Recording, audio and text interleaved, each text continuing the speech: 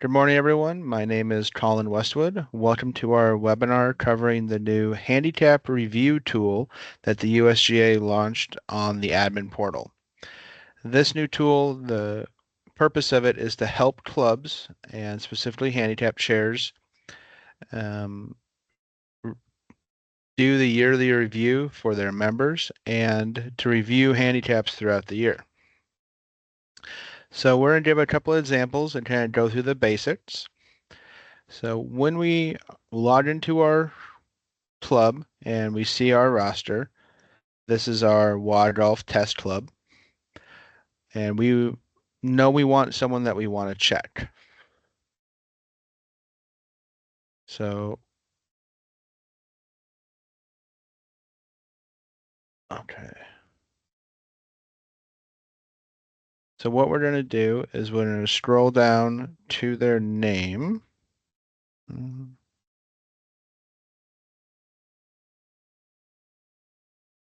let me try to zoom in here to make this a little bit bigger for everybody. Okay. So I hope that helps just to be able to view what we're looking at. So on our club's roster, we scroll down and we find the person we want to look at. So we're going to start here with this person I made. So a normal reviewing process would be us running reports, looking for exceptional scores, looking for hard caps, soft caps, and all that. And that, while that gives us a good idea, a place to start, it doesn't give us any helpful hints about what to actually change for people. So for example, this gentleman, as you see here, I pretty much posted all the same score for them just to get a basic record so that way I could give something to you. So what we're going to do is use this new tool and see if we should apply an adjustment for this person. So for each person, you'll know underneath their name and GHIN number, we have these little tabs, which I'm sure you're all aware of. On the right-hand side, you'll see the new Handicap Review tab. We click on the Handicap Review tab, and then we're given we're given an option. So most recent handicap review, and it says new handicap review. As we run these, you'll see here there's also a history kept, so that way if you run one at the beginning of the year and there's no adjustment needed, you can then see a progression that maybe you need one later on. So to run a review, all we do is click new handicap review. It asks us to confirm that we want to run it. Now, there's no worry in running this. It doesn't affect someone's handicap automatically. It doesn't change anything. It just displays the information for you. So we hit confirm, and then you'll see here that since this person doesn't, no adjustment is advised, it automatically comes down here into the history. So we'll see our date and time that we ran it, the number of scores posted, the total number of flags, high or low, a percentage, what adjustment is recommended, and then if anything's been applied. So how the system works is it takes the number of scores you posted and then looks at, based off of your average for all those scores, how many are significantly higher or lower than that average, and then it flags those.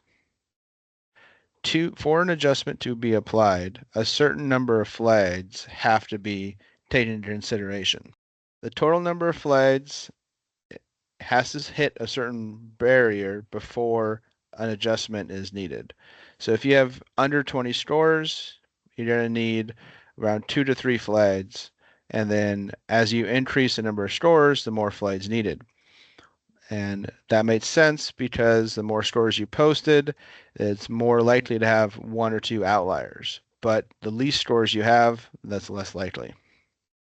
So this is what happens when no change is needed. So now we're going to go back to our club and we're going to find someone that needs an increase. So we have this gentleman here. So we're going to go to handicap review. All right. So ignore that real quick. All right, so we're going to do a new handicap review. We're going to hit confirm. Now, this person, an adjustment is recommended. So rather than automatically popping down into the history, it stays up here for your approval or denial. So you'll see here we have 43 stores posted. We have 31 high flags. I'm not sure how I caused that to happen, but I kind of made these up this morning. It's kind of interesting. This is very unusual. And you'll see here that it actually recommends increasing this person's handicap index by 3 strokes. So as you can see, there's not a lot of information here, and most people would want to see more. So that way we have right over here, details. We click on details and this pop-up will come. And this is a full breakdown of why that adjustment is recommended. So we can see here what is recommended, adjust from a 13.8 to a 16.8. We have 43 stores that we're reviewing in the 1 year period, which is the review period. We can see how the handicap has changed in that time. We started off at 27 and dropped all the way down to 13.8. Have multiple ESRs, any hard caps or soft caps. And then this is just a simple pie graph to dare to look at how often are they playing to their handicap index. And then this is a pie graph showing the number of flags that have come up, low and high. Now, and again here, a breakdown of general rounds, competition rounds, and indexes. So scores and review, this is the kind of the best, one of the great things to look at, is you can actually look through their score history to see what was flagged. So you can see here, this person has a lot of, I put a lot of scores in the 100s to start off. And then as he started getting better and improving, he got these lower scores in here, which forced his index down. But in the same period of time, in the same 1 year period, he still has all these high scores up there too. So that's why the system is kind of looking at this and going, wait a minute. While yes, in this 1 year, he's played really well some, which brings his handicap down, he still has a lot of very high scores. So giving him some back would be more fair. And you can see here, this is the low one of an exceptionally low score. So, and it'll give you the full, so this report will actually show you all the scores that are considered for that 1 year period of time. If we scroll back up, so we can apply or deny here, or we can close this. So as you saw when I first got to this page, this apply and deny was still here from the last time I ran it this morning when I was doing my testing. So this will stay there until you apply or deny it. You don't have to worry about making a decision right now. You have time to talk to your committees, talk to the member, get an idea of what's been happening with them, and then coming back and deciding whether or not you should apply it or deny it. The other option is that while right here you can't change how much the adjustment is, when you apply this, what will happen is the handicap index will increase and it'll get an M on it. You always have the option to make an adjustment of a smaller amount. You would do that by going to handicap management and modifying their handicap index. So now we're going to see what happens when we apply it. If we deny the review or the adjustment, it'll just show up down here. You'll see here that I have a couple others that I was testing, just seeing how this worked out. So when I apply this, it's going to ask to confirm it, which we want to do this time. So it'll come down here in history. It'll show that yes, it was applied, and that details page stays here. So that way you have that information saved and can use it later on. The member's handicap index has gone up to a 16.8. Okay, and it has the M showing that's been modified. Under handicap management, you'll now see these adjustments where each score has in the past 20 has gone up by 3. So what this does is it takes the differential that they played and increases it by 3, thus increasing their handicap index. The reason it applies it this way is so that way as the member posts scores, these will naturally drop off and then his handicap won't be affected in the same way. Back to the handicap review tool. So as I was saying, the adjustments are made to each score. While it might look like this 3 is applied a lot more than is needed, because it's only gets applied to the scores that are actively in your handicap index, calculated into it, that's how you get the 3 increase. If this was if it was a reduction, this would be a -3. And then as people post more scores, these bottom scores would drop off and their handicap would naturally increase and kind of level out.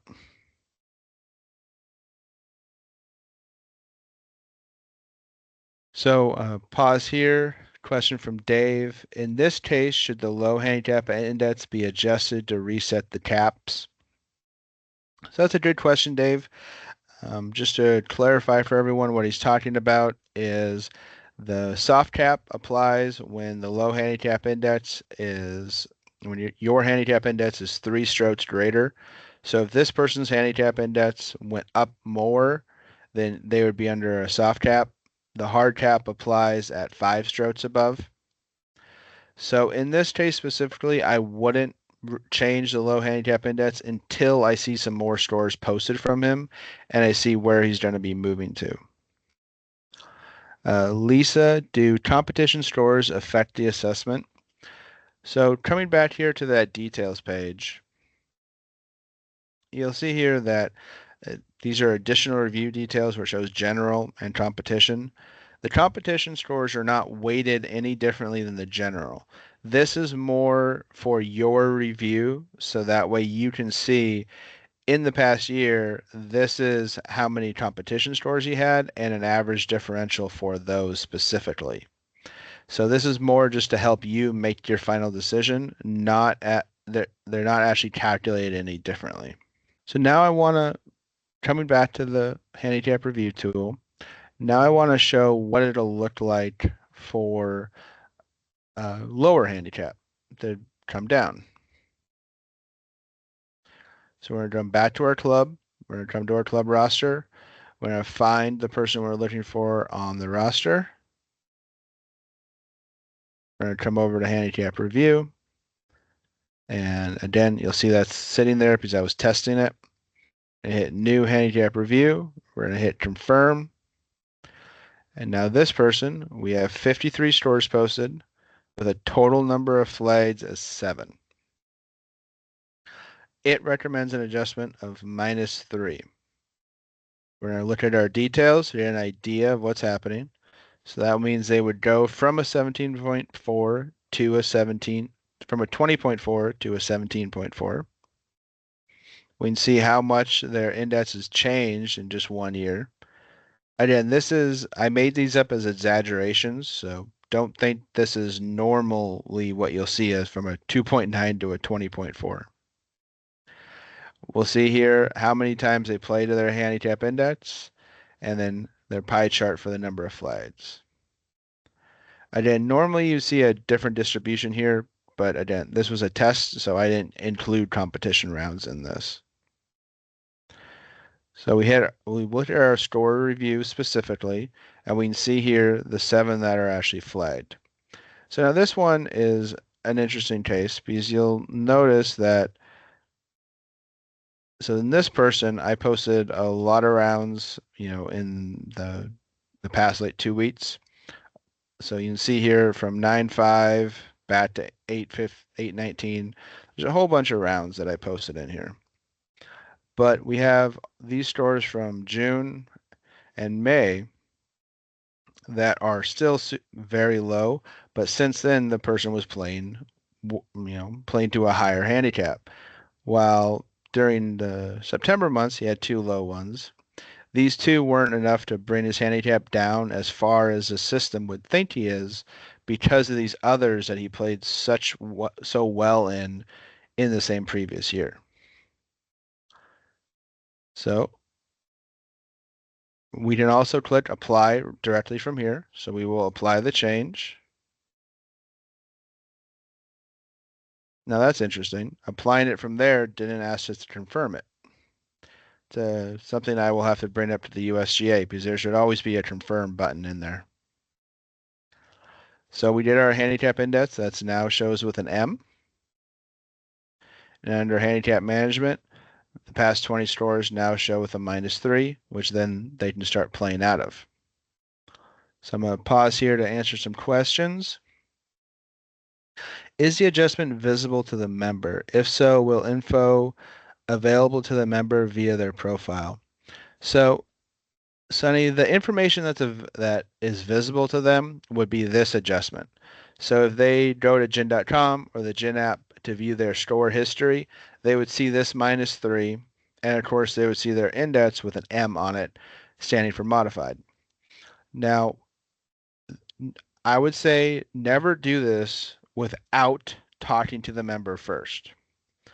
So if you're questioning someone, come to the handicap review it, see what the recommendation is, then set up a time to talk with a member, let them know what the system is telling you, what you've been seeing, and what your plan of action is.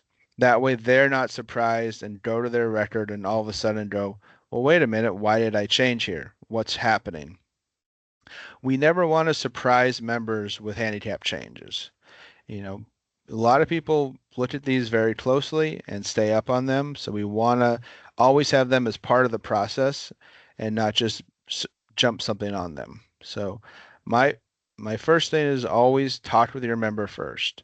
If you see a review might be needed, let's discuss with them, see what's happening with their game, with their life, and see if maybe that's needed or maybe it's not. So Brent, this appears to hold a player to their historical score trend rather than current levels. It seems a bit contradictory for a player with who all of a sudden starts playing better. Is that your assessment? So Brent, I would say no. Because this is only looking at a 1 year period of time, I don't really consider it a historical trend. If we were talking about 3 or 4 years, I would agree. But for a 1 year period of time, most people don't change that drastically. Or, or if they are, they're coming down because they've been putting in more time, more effort, and maybe doing lessons. But usually you see that steadily come down, and the system's able to react as they play because those scores will be lower, their handicap index will come down. Now, on the reverse side, most of the time I see people jump upwards greatly is due to injury, illness, or something else, not just their game getting worse. So, Brian, does the system take into account away versus home scores? No, it does not. So you'll see under the details page, it categorized general rounds. Those are both home and away. While you guys as the handicap chairs, it is really good to look at the difference between home and away. It's not taken into consideration here. Okay. Also from Brian, if the away scores are always high, but the home scores are low, it shouldn't adjust in my mind. So I can see where you're coming from there, Brian. And that's one that again, you guys would have to make that final decision on. That one, this is why this is not automatic. This is a tool to help you guys make the final decision, not something there to make the decision for you. This is just to help get a recommendation to see if you might be considering something for this person. So you come here, you review it, and then you can get an idea of maybe if the system agrees with you. I would not use this as the final be all end all. Now, Lisa, if a member is still under an ESR adjustment, would it be advisable to continue to monitor until after adjustment rolls off? So, Lisa, I would say, again, that's very situational. Sometimes, some people, it's very possible for people to improve quicker than the system can fully adapt for, especially if they play infrequently but are getting better quickly. So, in most cases, I would agree with you, but there are cases where I could see that not being required. Okay, so as you can see, the tool is pretty simple. There's not a lot to it for our side. We essentially click a button and it shows us, hey, this is what we recommend. And the rest of the information is just there to help you explain it to the member and help you understand what it's looking at. So I just want to show a couple other things here. So under tools and resources, we can actually search here for review. And this will come up with some helpful stuff, some helpful articles about the review tool. This one specifically. So this shows the phase 1 user guide. So this is important. This is important to know is that this being phase 1 means that it is for members individually. Phase 2, which we're hoping comes out soon, but we have not heard anything official from the USGA. Phase 2 will allow you to run a report for your entire club. So that way you can just run a report for all, 200-300 members, and you can see which ones it would recommend doing a review for.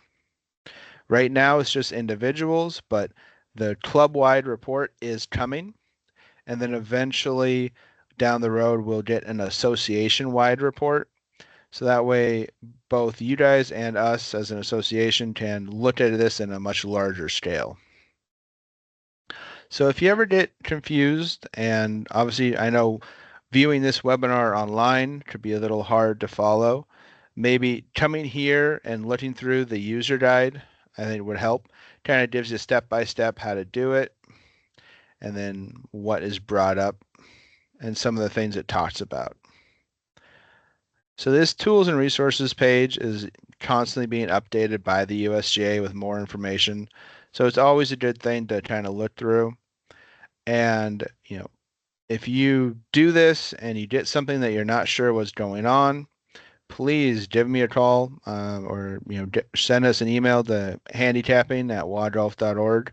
We're happy to help and support you guys in doing this.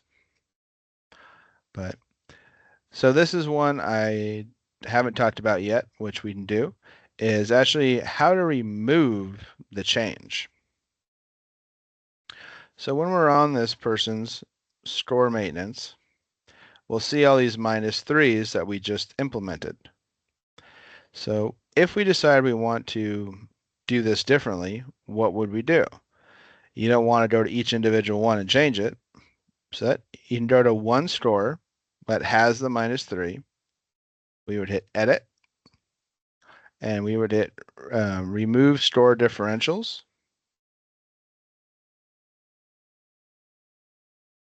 And please confirm.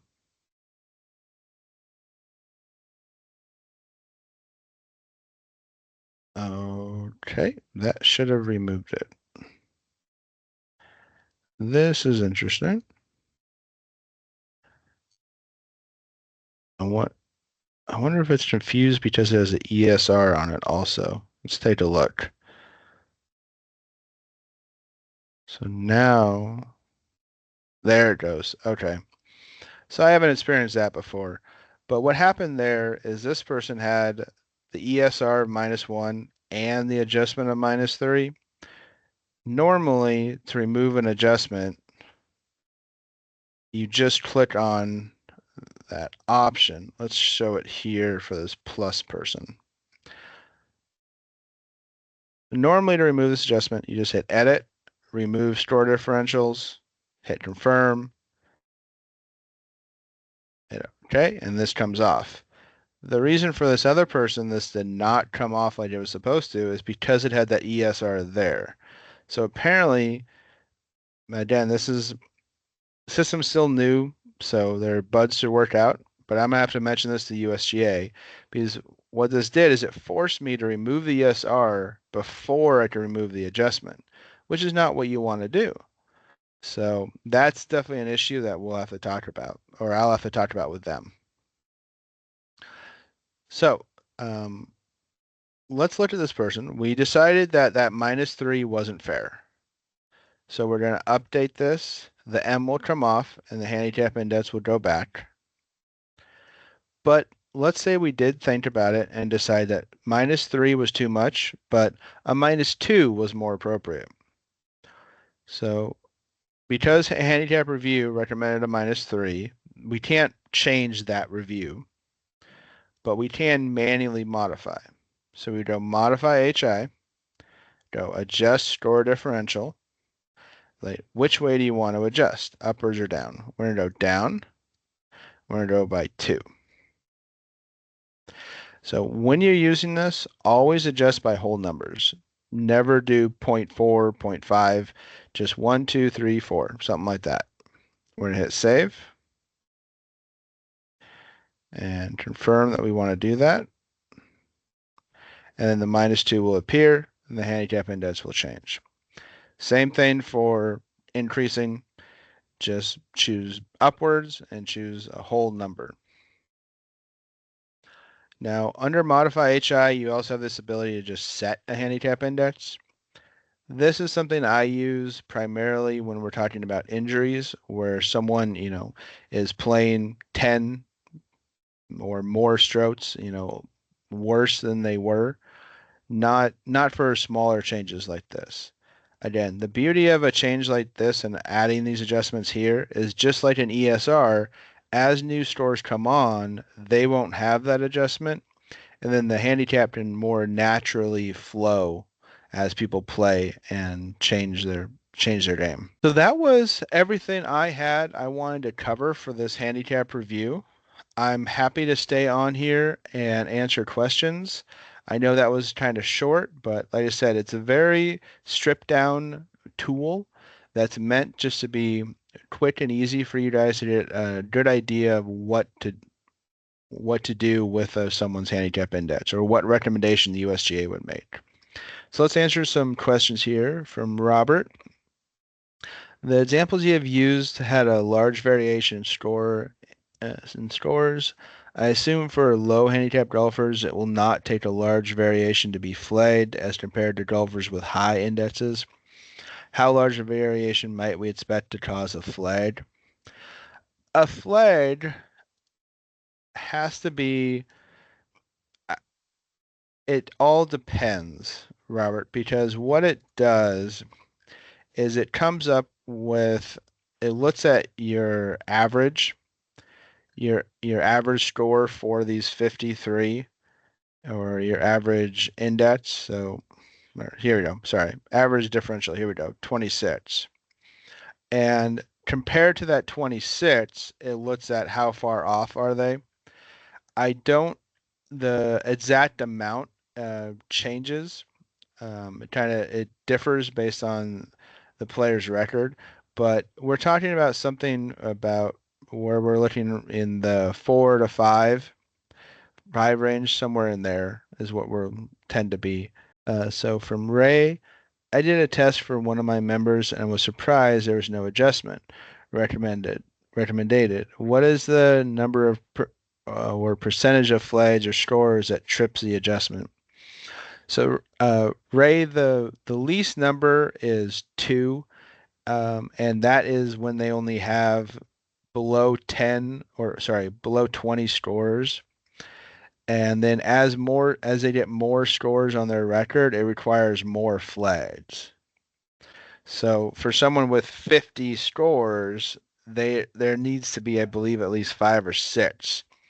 There is a chart that the USGA has that I'll need to find that I can send out to everyone to give a clear explanation on that. I'll include that with the link to this webinar so that way you can rewatch it when you want. And that should help answer some of that. Sunny, is there a way to review multiple members at once versus per individual? Not currently. Not currently, Sunny. That option is coming with phase two, which we hopefully will see soon, but we don't have a date on yet. Okay. Brian, if you deny, it does not show to the member only people with access to the admin, correct? Brian, that is correct. Even if you just run one and leave it sitting here, it does not show to the member.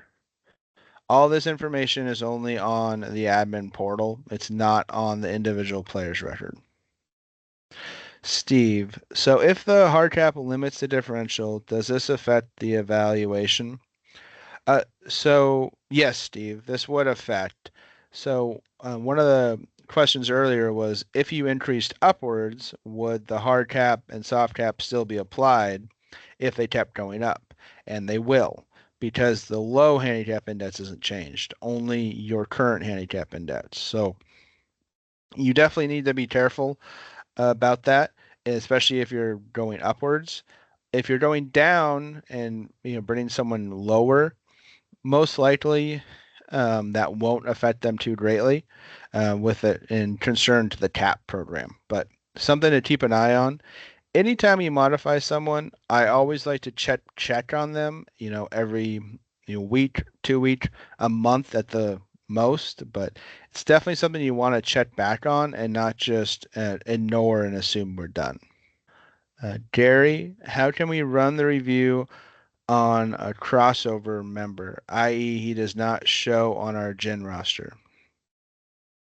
If someone is not showing your GHIN roster, you do not have authority to modify their index or change it. So you would have to contact the club that they are a member of, or you'd have to contact us. They said the handicap review tool, from my experience, is very quick and clean. It gives you a lot of data, but at the same time gives you a quick way to bring that down into a recommendation and not having to wade through all of it like you used to have to. Thank you very much for joining us. It's great to kind of get this information out there and talk to everybody about it. Send me an email, give me a call. You can email me directly at cwestwood@wadgolf.org.